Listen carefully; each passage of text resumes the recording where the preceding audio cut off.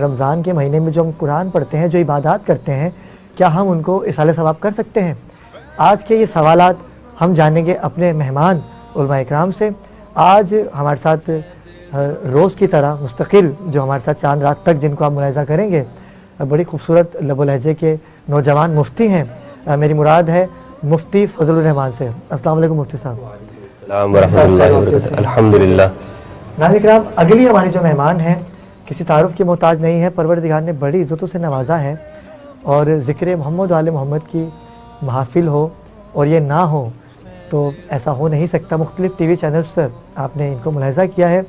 سیدہ ذاکرہ زہرا اصغر, آپ ایڈوکیٹ بھی ہیں. السلام علیکم. وعلیکم السلام. کیسی ہیں آپ؟ ورحمۃ اللہ طبیعت ٹھیک ہے آپ کی؟ الحمدللہ. آج کی جیسے آپ نے میری گفتگو سنی, بڑے اہم ٹاپک ہے کہ جن کو ہم جانتے ہوئے بھی انجان ہیں. ایسا ہی ہے, کیونکہ میں اپنی بات کروں گا. اگر میں نماز کی نیت کر لیتا ہوں اور مصلی پہ کھڑا ہوتا ہوں لیکن میں نماز میں نہیں ہوتا, پہلا سوال نماز میں ہوتا ہی نہیں. اور دوسرا جو آج کا ہمارا ایک اہم ٹاپک ہے, رمضان. روزہ رکھ لیتے ہیں لیکن اس میں ٹوتھ پیسٹ کر سکتے ہیں, مسواک کر سکتے ہیں, یا جو ہم عبادات کرتے ہیں اپنے رب کو راضی کرنے کے لیے, کیا ہم اس عبادت کو اپنے مرحومین تک بھی پہنچا سکتے ہیں؟ کیا اس کا اصالہ ثواب کر سکتے ہیں؟ مفتی صاحب, یہ تمام ٹاپک ہے جس کا میں آپ دونوں سے جواب دینا چاہتا ہوں. بسم اللہ. بسم اللہ الرحمن الرحیم. بہت بہت شکریہ سید علی ابرار صاحب کہ ایک بار پھر آپ نے مجھے یہاں مدعو کیا اپنے اس پروگرام میں. پہلا جو آپ کا سوال ہے کہ نماز کے اندر ہوتے ہوئے ہمارا دل حاضر نہیں ہوتا اور ہم باہر گھوم رہے ہوتے ہیں, ایسا ہی ہے. تو یہ نماز ایک حدیث میں آتا ہے کہ لا صلاۃ الا بحضور القلب. وہ نماز مکمل نہیں ہے کہ جس میں دل حاضر نہ ہو. اب یہ دل کیسے حاضر ہوگا؟ ہم اپنے جسم کو تو, بدن کو تو حاضر کر لیتے ہیں نماز میں, لیکن ہمارا دھیان, ہماری سوچیں, ہماری فکر وہ گھر میں ہیں, بازار میں ہیں, کاروبار میں لگی ہوئی ہے, دوستوں میں, دوست یاروں میں ہے, محافل کے اندر ہے, کیا کرنا ہے میں نے آگے. دل جو ہے وہ کہیں اور ہوتا ہے. اس دل کو جب تک ہم پروردگار کی ذات کے ساتھ جوڑیں گے نہیں, قلب کا تعلق اللہ کے ساتھ نہ کریں گے, تو یہ نماز فائدہ نہیں دے گی. لیکن سب کیسے کریں؟ جی, یہ نمازیں تو ہم بہت پڑھ رہے ہیں, ان نمازوں کا کوئی اثر ہمیں ہمارے اندر نظر نہیں آ رہا اور ہمارے ملک میں اور لوگوں میں دکھ نہیں رہا ہے. ٹھیک ہے نا؟ نمازی بہت ہیں ماشاءاللہ سے, کمی نہیں ہے ہمارے معاشرے میں نمازیوں کی, اور اللہ مزید اضافہ کرے, لیکن ان نمازوں کا اس کے جو روحانی جو فائدہ ہے, روحانی مقصد ہے, وہ حاصل نہیں ہو رہا. اس سے ہم مستفید ہو ہی نہیں پا رہے ہیں. نہیں ہو پا رہا. اب یہ کیسے ہوگا کہ یہ قلب کا تعلق جو ہے نا, یہ پروردگار کے ساتھ نہیں ہے. انسان کا جو ظاہر ہے بدن, وہ نماز میں کھڑا ہو گیا, لیکن یہ صرف انسان ظاہر چیز کا نام نہیں ہے. انسان کا جو قلب ہے نا, جسے ٹرانسمیٹر ہوتا ہے, اگر اس کے آپ سگنل کاٹ دیں موبائل کے ساتھ تو وہ کام کرنا چھوڑ دے گا. اس قلب کو اگر اس کا تعلق اللہ کے ساتھ نہ ہو تو پھر یہ آپ کا بدن جو ہے یہ کام نہیں کرے گا.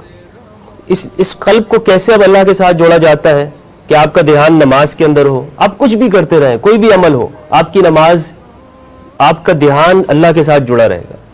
کہ آپ ذکر الہی کر کے اس قلب کے اوپر جب اللہ اللہ کی ضربیں لگاتے ہیں اور اس کے اندر جب وہ اللہ کا نور جاتا ہے تو یہ جو بلڈ ہے یہ جسم کے ہر حصے میں پھیل جاتا ہے, اور پھر وہ جو نور ہوتا ہے وہ جب پورے جسم میں پھیل جاتا ہے, آپ کے اندر ایسی روحانی کیفیت آتی ہے کہ آپ اپنے اس بدن, یہ کسی بھی جگہ پر ہو, آپ کا جو جسمانی اور روحانی تعلق ہے وہ خدا کی ذات کے ساتھ. سبحان اللہ, سبحان. امام علی علیہ السلام کے بارے میں آتا ہے کہ مولا جب جنگ سے فارغ ہو جایا کرتے تھے اور اگر بدن پہ کوئی تیر لگ جاتا تو نماز کی حالت میں ہوتے اور نماز میں لوگ ہٹاتے, آپ کو کوئی علم بھی نہیں ہوتا, کیونکہ وہ ان کا جو وجود تھا وہ نرم ہو جاتا تھا. آپ کی روئے کا تعلق خدا کی ذات کے ساتھ تھا نا. اور اس لیے ابن ملجم نے شہید بھی نماز میں ہی کیا, کیونکہ اس کو پتا تھا کہ اگر یہ نماز میں نہیں ہوئے. ابن ملجم کی بات سے مجھے یاد آیا کہ ہم جو شیطان ہے نا,